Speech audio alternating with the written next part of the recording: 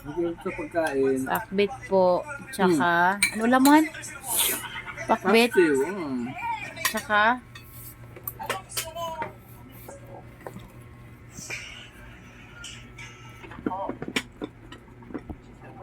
Diet ako ngayon eh. pakbit tsaka, Paksiw. paksiw. Ayan o. Nilagay ko lang na 2 piraso kaya di pa yan maubos. Hindi man sila mahilig sa paksiw yung mga bata. Ikaw, ayaw mo ng paksiw? Yun o. Kaya nga paksiw, masarap yan. Ito eh. Ito eh. Nakita niya konti lang yung kanin ko kasi diet ako ngayon.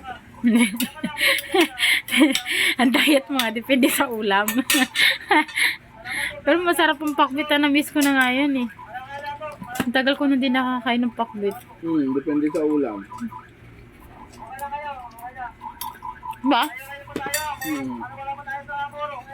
Wala na? Nakadepende sa ulam. Eh kung masarap, di masarap din yung kain.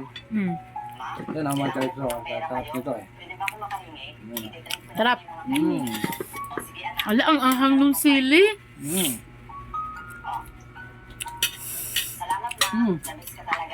Buto yun ah. Sigat.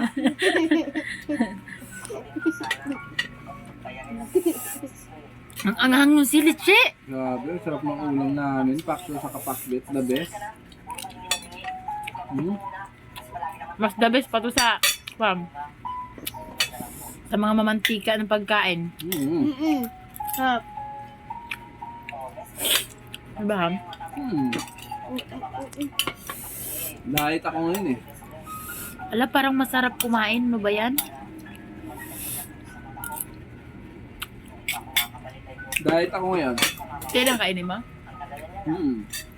Ito lang, gulay lang. Oo nga, kasi kumain ka na kanina eh. Sarap.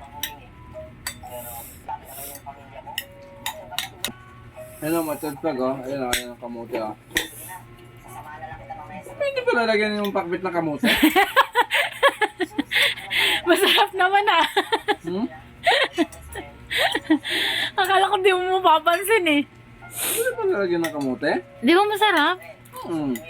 Nilagyan ko ng unti. Sarap kaya, para di siyang kalabasa. Hindi pa lalagyan?